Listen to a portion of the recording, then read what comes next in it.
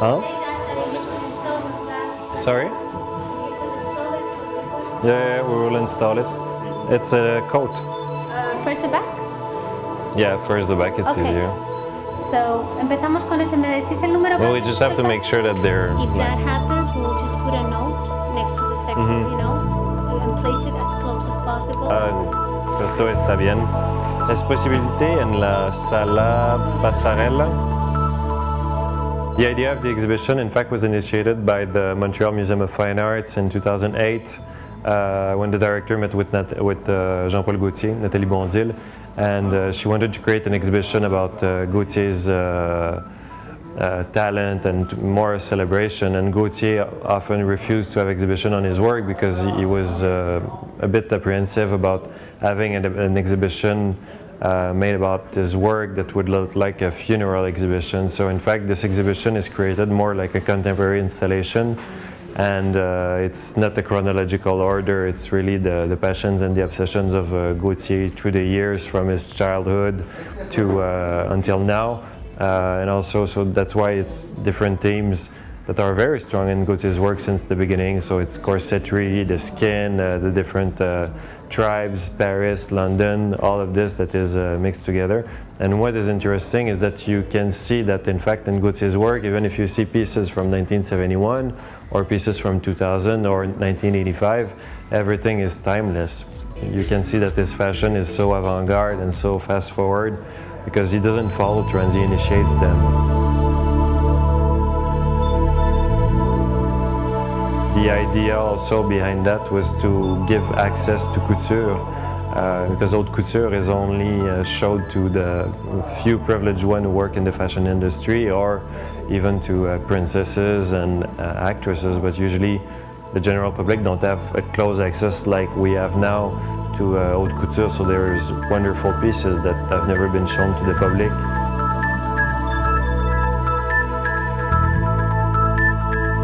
The title of the exhibition, De la Calle a las Estrellas, or From the Sidewalk to the Catwalk in English, it comes from Jean-Paul Gaultier from 1976 when he did his first prêt-à-porter collection.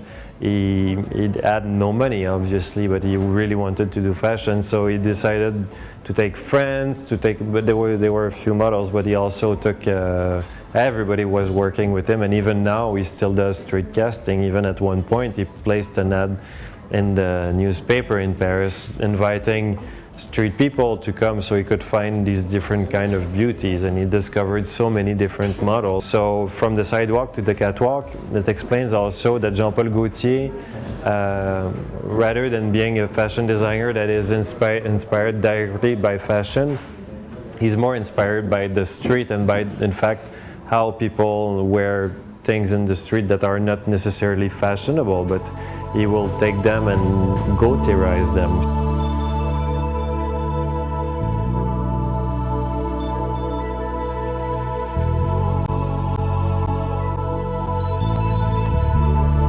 I think Jean-Paul Gaultier has a very important place in fashion history and also in pop culture history, because he brought so much to fashion just by being so open-minded to different kinds of beauties, because he doesn't believe in only one type of beauty, neither on the codes that are in fact imposed by fashion magazines and the fashion universe, that all the stereotypes that were created through the medias.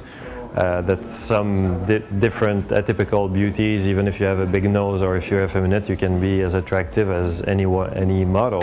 And he always pushed this very forward in his fashion shows, in his advertising, using very different kind of beauties, but also to show acceptance. And it's really a message of tolerance when you look at Jean-Paul Gaultier's work.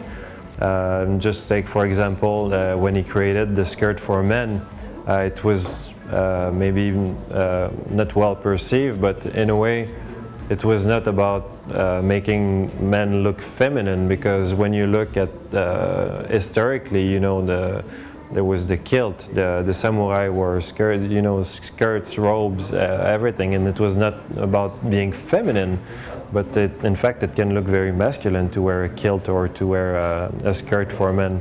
And even his first dress was just inspired by some waiters in the cafes and in the brasseries in Paris that wear these long aprons. The collection that Jean-Paul Gaultier did that had the most impact socially, in fact there's many, but one that comes to my mind first is probably the Chic Rabbis collection, which was a tribute to acidic juice. And this collection was a bit misunderstood by the general public and the critics, even though many critics were very supportive and many artists were very supportive and wore the clothes from this collection. But it was, Gaultier wanted in fact to pay tribute to acidic Jews, because the idea came when he was in New York City and he was coming out of a taxi cab and he just saw some rabbis coming out of the New York Public Library, and he thought they were so elegant with the long coats and with the shramel hats and with the fur and everything. He wanted to recreate the same emotion when he saw them.